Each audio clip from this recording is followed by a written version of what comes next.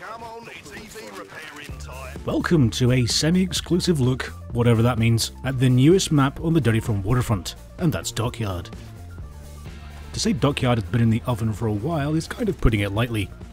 We saw a doughy, early, grey box, no art public test, what must have been, months back. But after that, the map went on something of a mission silence.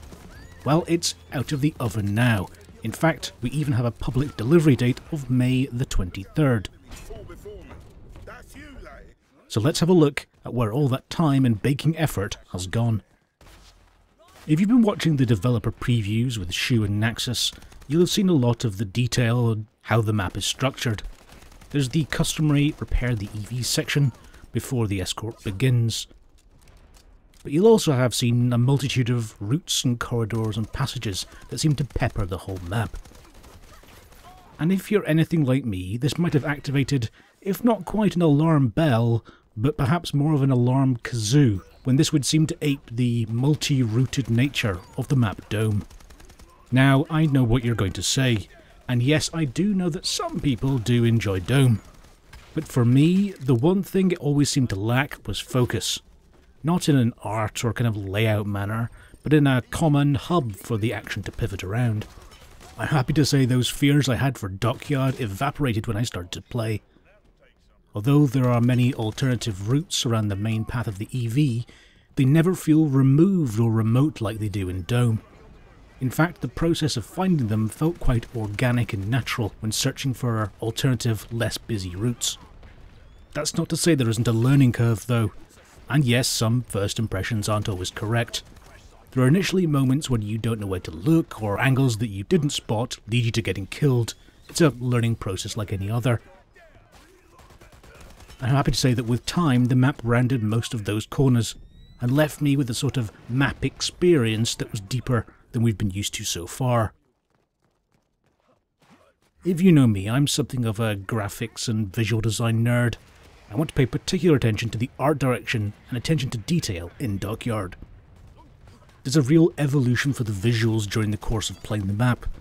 That sandy, soggy, old-looking boathouse moves into a more bygone industrial landscape before height and metal of the final section takes us to the resplendent glory of the rather perforated bullship. Beyond that is the final objective, but the style of this area is something of a burning hellscape, with tortured, twisted steel beams struggling to hold aloft the remains of the airship. But it's the detail work that makes the areas feel like a believable space. There's none of that usual FPS mapping trope of a room with no real purpose. Each flanking route you take cuts through a small slice of what feels like a credible world. There is real visual storytelling, not purely linked to the main objective for the EV. Throughout all this, the performance seemed good. I had no stutters and the frame rate seemed to stay mainly in 3 figures on my semi-old machine, all while using the high preset. As usual, I'll give you a full rundown on my system specs in the description so you can compare. What's not to like? Well, the long sightlines mean one thing: snipers. Yes, this map is something of a scoped heaven, and talented players can lock down long areas with real ease. Obviously this is an argument to use the flanking routes, but with spotting tools and map awareness you can soon find that it's not as easy to outflank all your problems. But what I would say is this isn't an issue specifically about Dockyard. Indeed, I'll talk late into the night about my feelings on spotting in DB, but that's for a whole other video. I guess the elephant in the harbour for my main complaint about Dockyard is the time it's taken to finally surface.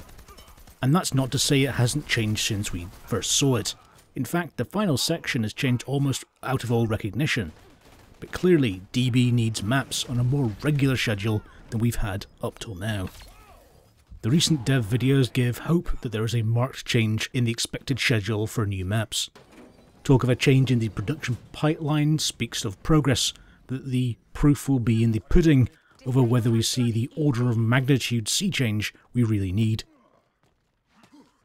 So on the whole, I'm pretty positive about Dockyard. I enjoyed the matches I played in and look forward to seeing how the DB community as a whole feels about it. I wonder how the added complexity and scope will impact the competitive scene. There's certainly some areas of the map that will be very difficult to 100% lock down, which I know teams hate. But what do you think? Do you have any thoughts about how Dockyard turned out?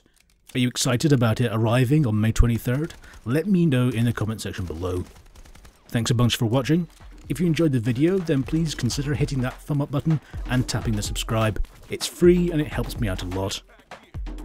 If you want to follow me on Twitter, I'm at LCTRGames. There's a link in the description.